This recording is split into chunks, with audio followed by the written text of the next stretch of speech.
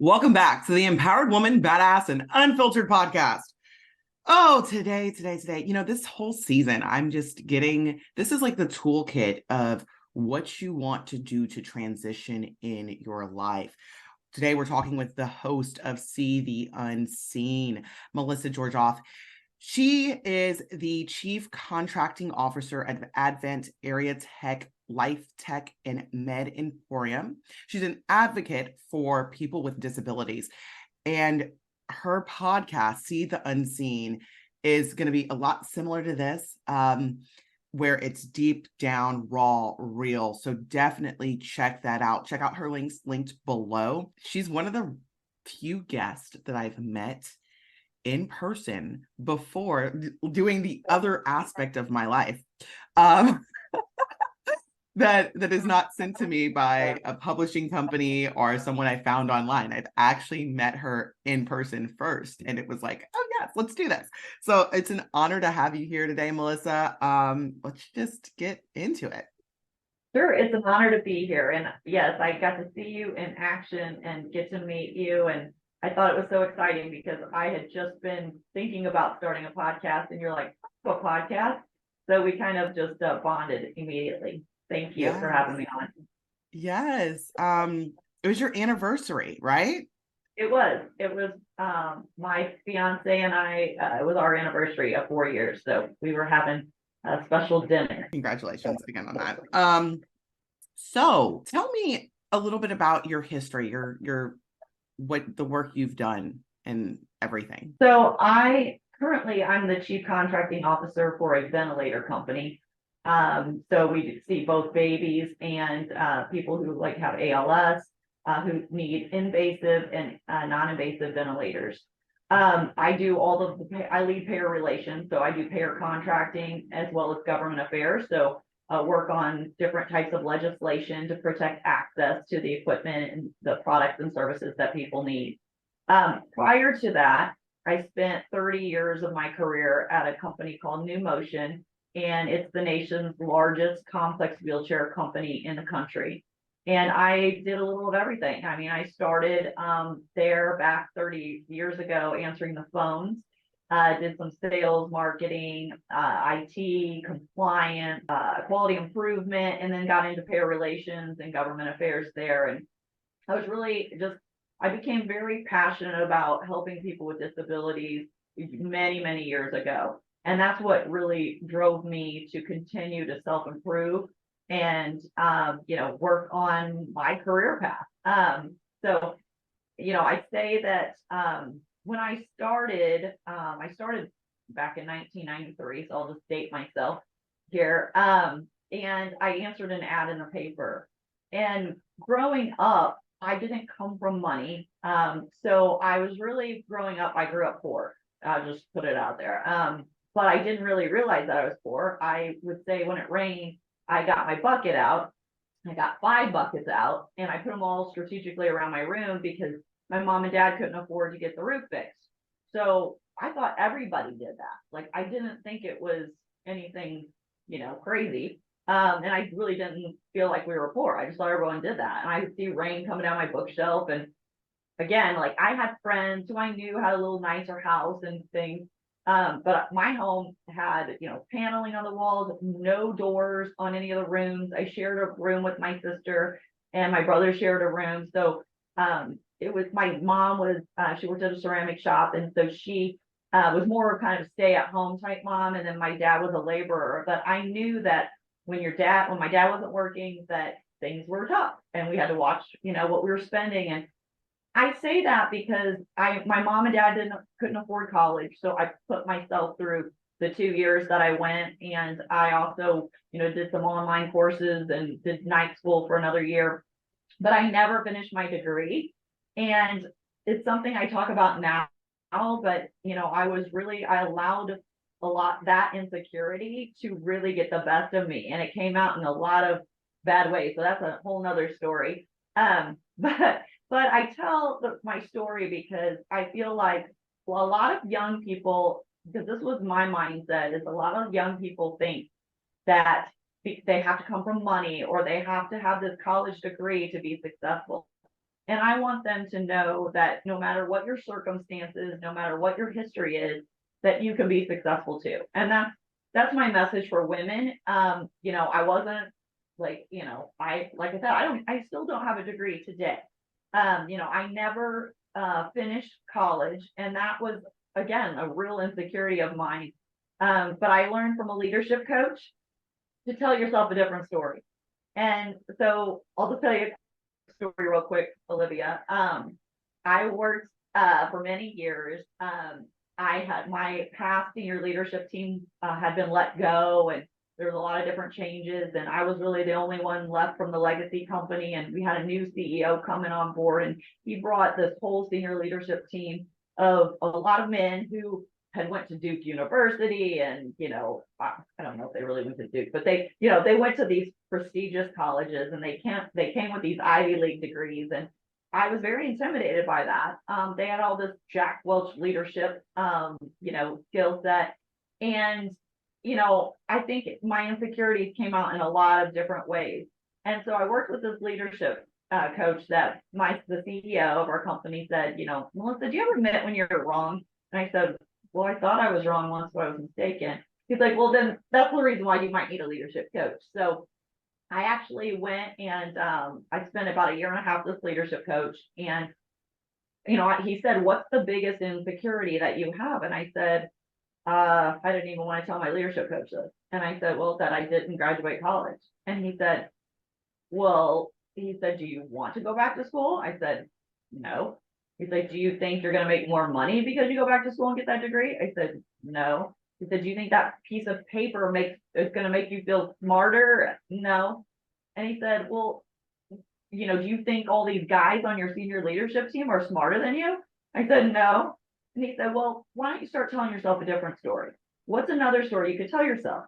And I said, well, that I have 30 years of domain expertise in complex wheelchairs that they will never have.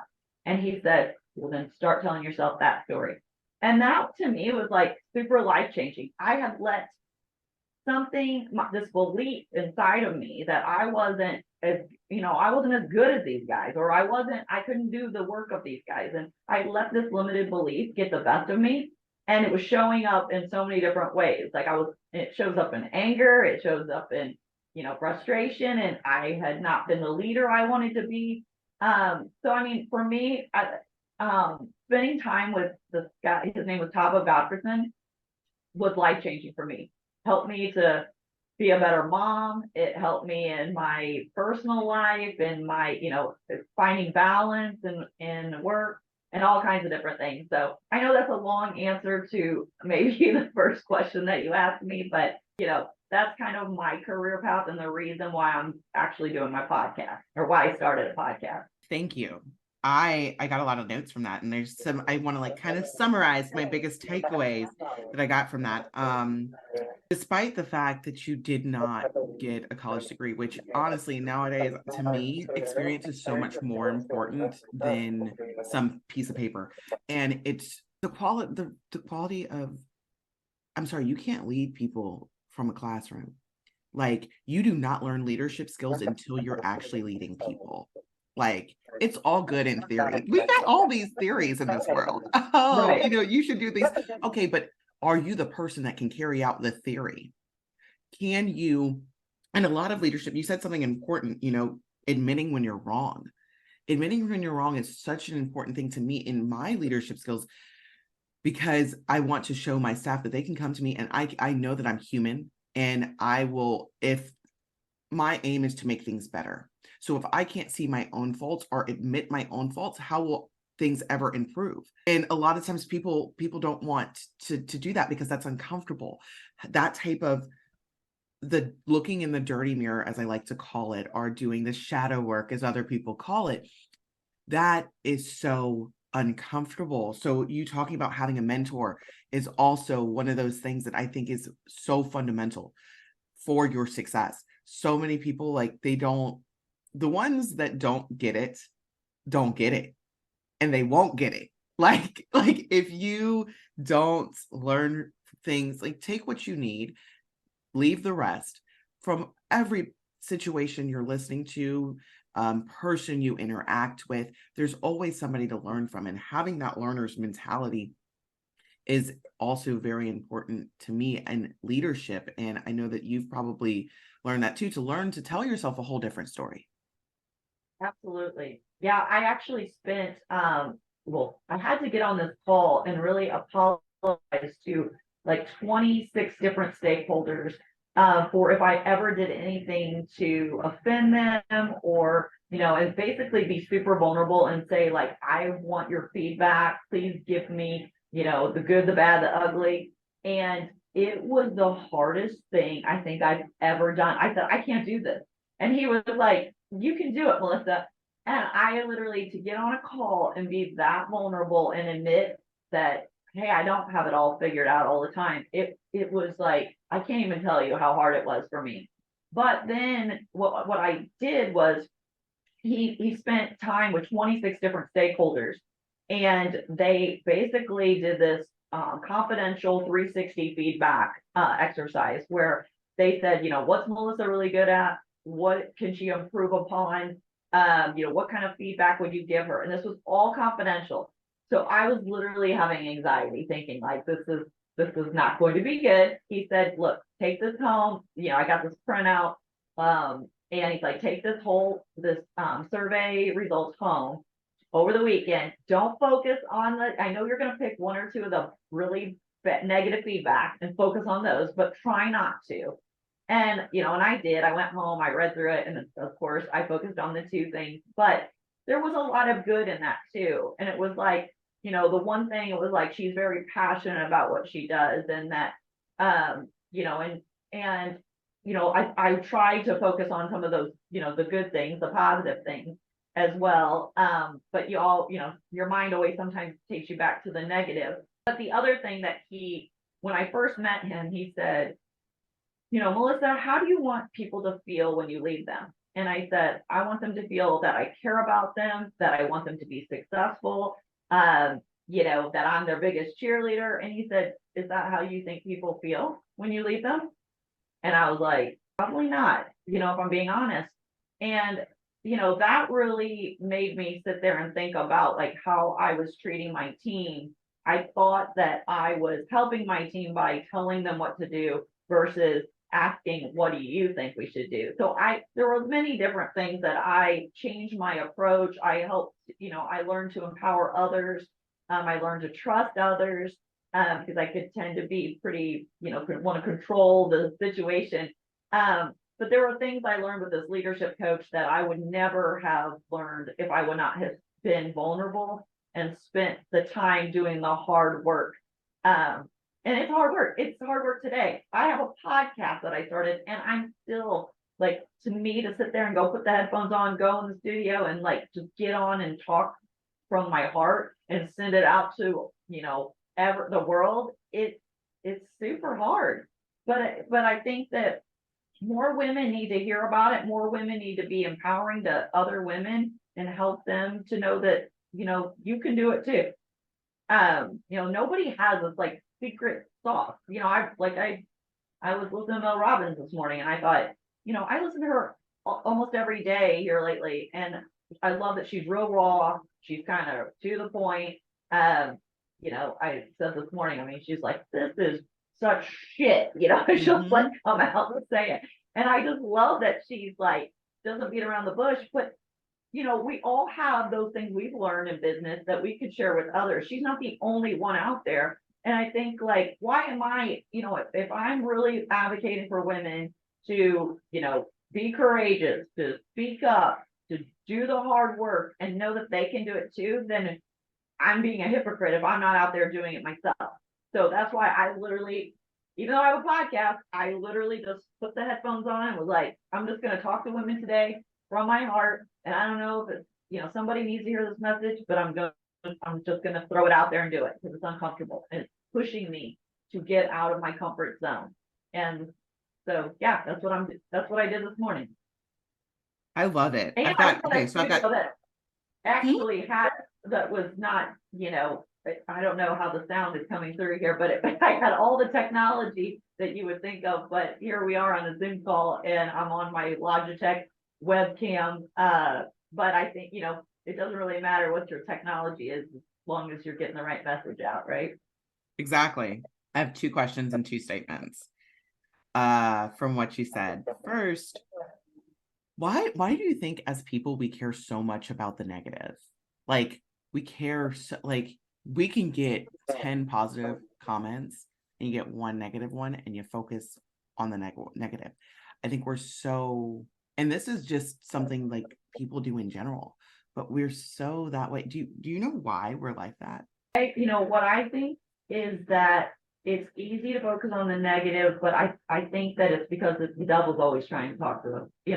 It's like the devil is always trying to get in there and keep you from what God wants you to do. And so for me, a part of my podcast was to share my faith. And I think that the closer I kept getting out there and to be vocal and talk about my faith, the more the devil is working against me. I was like, hey, do people really want to hear what you have to say? Or, hey, you're not, you sure you're smart enough to do this? Or like, and I'm saying, you know what? I know what I'm capable of doing. I know I've been successful. And so I just kept praying about it every single day. I pray about it. And I thought, I don't want to do this podcast for me or because it's about me. And so if it's not his will, then let me do something else. But it kept leading. I kept praying about it. And every time people would show up, it was like I was meeting you. And then I would meet this lady who had a little hand that I was like, she's hiding it for 25 years. She's going to be on my podcast in a couple weeks. I thought I should do a podcast because these are the things that, there's little steps along the way that were and prayers along the way every day and every night and constantly relying on God and what he wanted for me versus what the devil's saying in your ear. And, I don't know why we focus on that, but he's pretty powerful. So I think we just have to do a better job of listening to our creator and the one who made us, right? And thinking about what God says about us and not what the world says about us. Amen.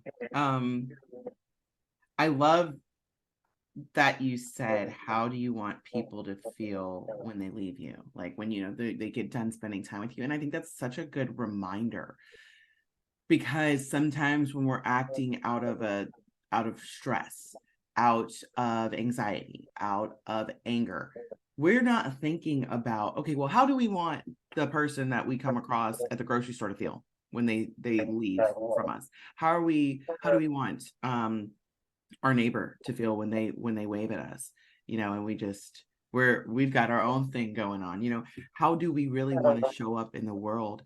And I think that that's such a good reminder. And I don't know if somebody needed to hear that today. I think I did. So I appreciate that.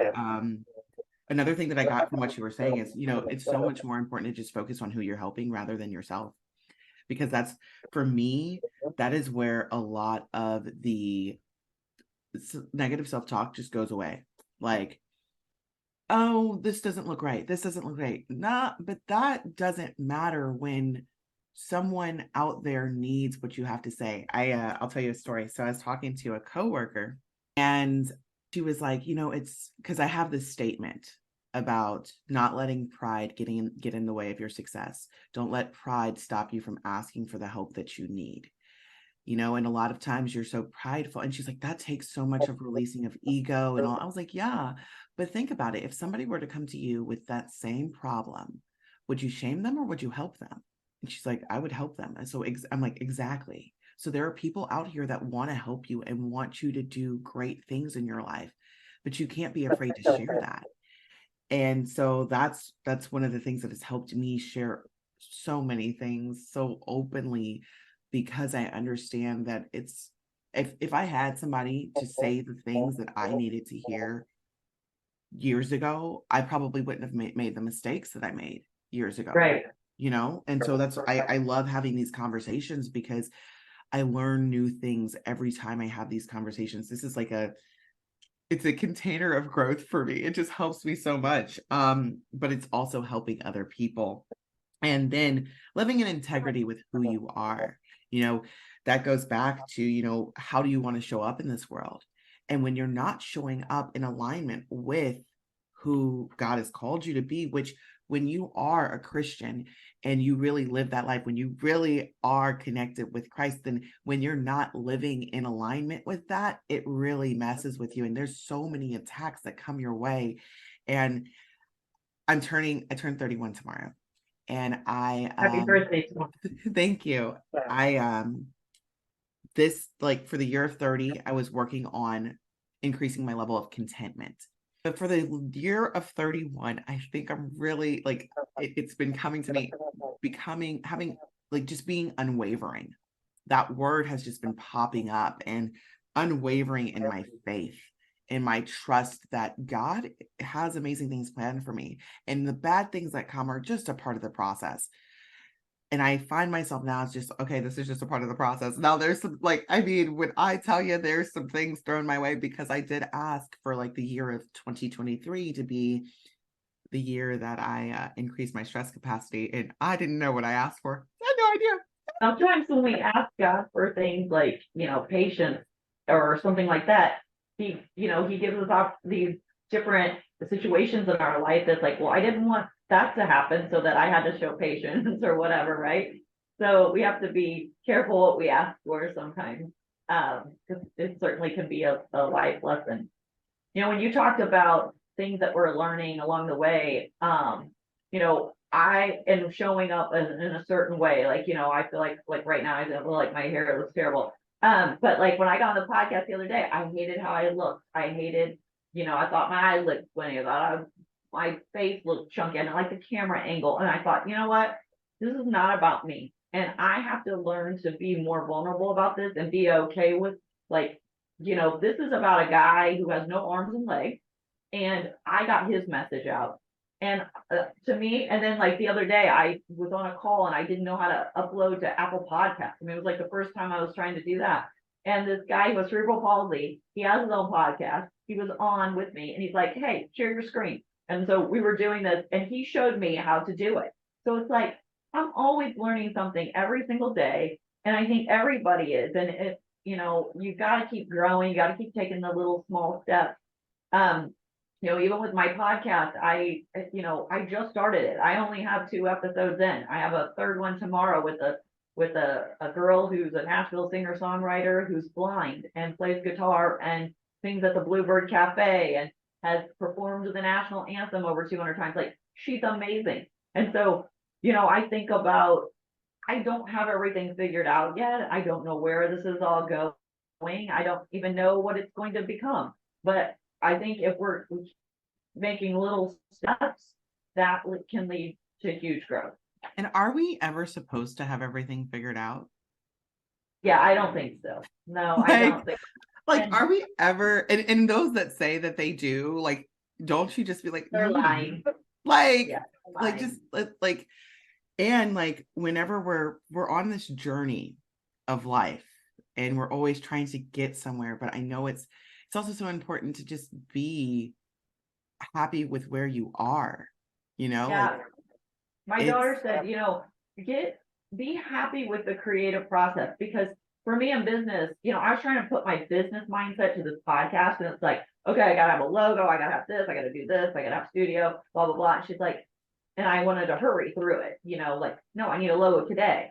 And she's like, Mom, stop rushing the creative process. Like, just, and I really realized that this is more of like a journey. It really is. It's more about, having fun in the moment, reminding myself why I'm doing it.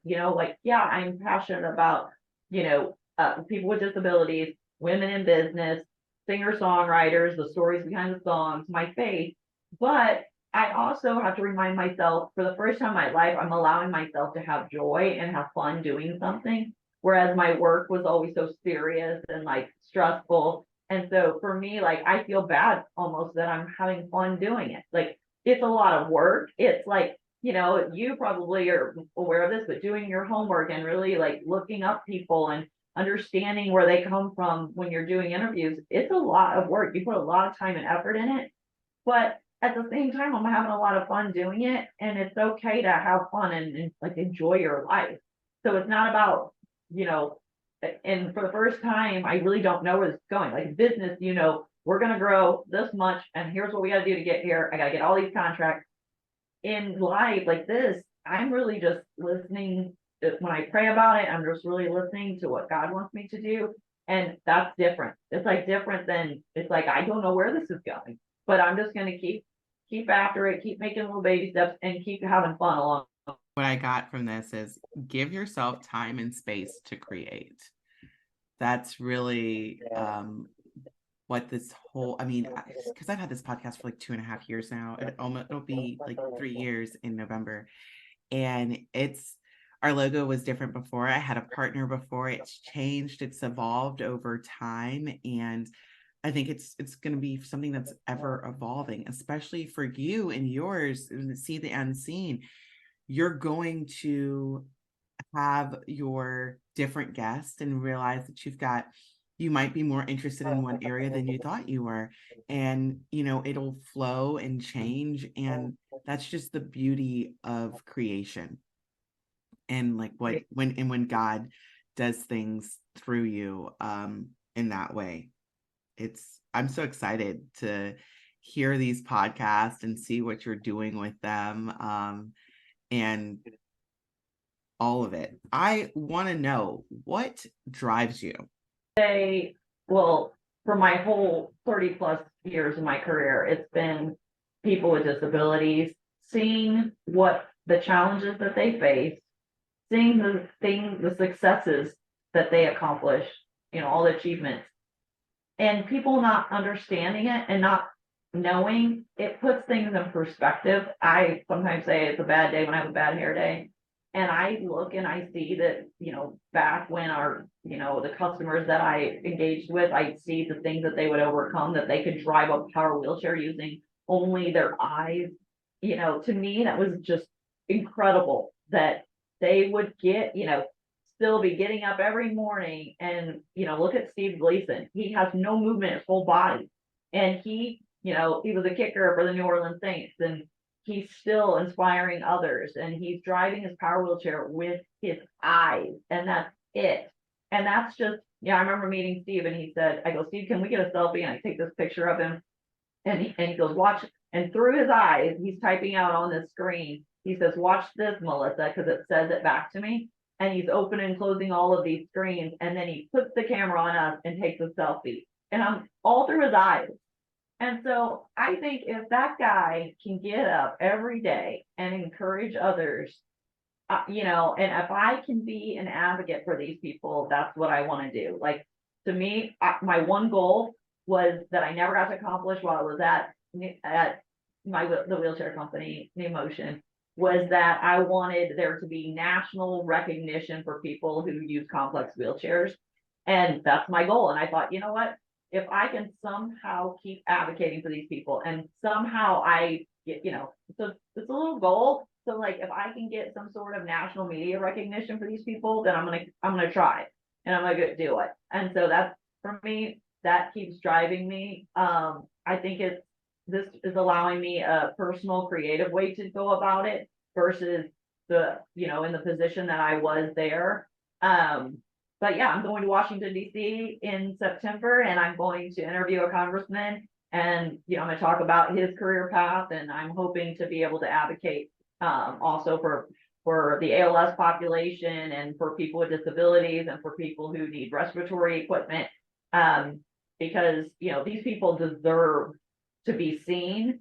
They deserve to be heard, and they deserve to get the equipment and the products and services that they need in their everyday life.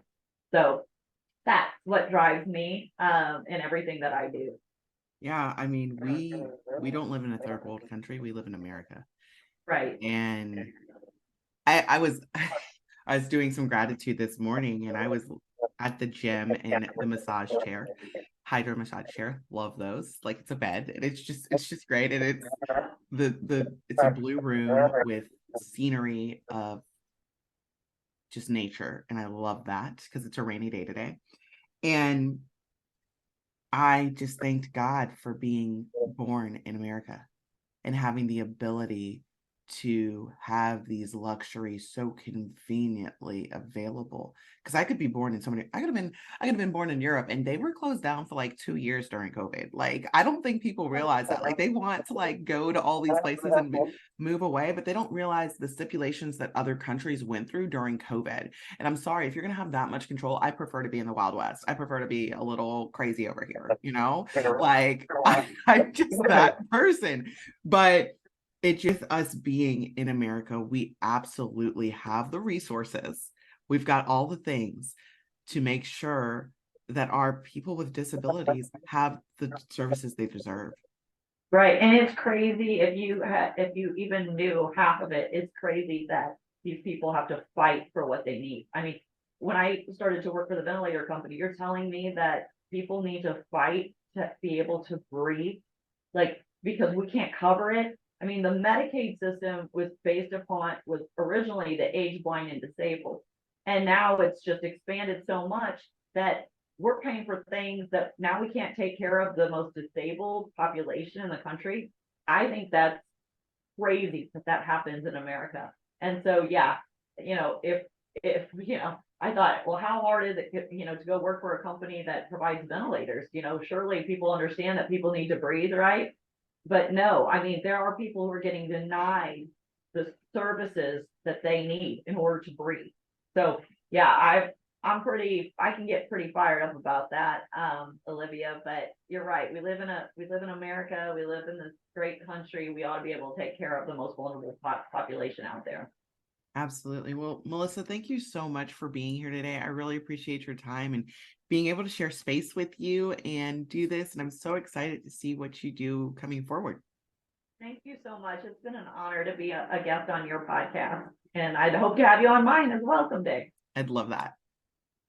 Thanks for listening to this episode of the Empowered Woman, Badass and Unfiltered podcast. If you found any value in this, please consider sharing and subscribing. Now go out and be a badass.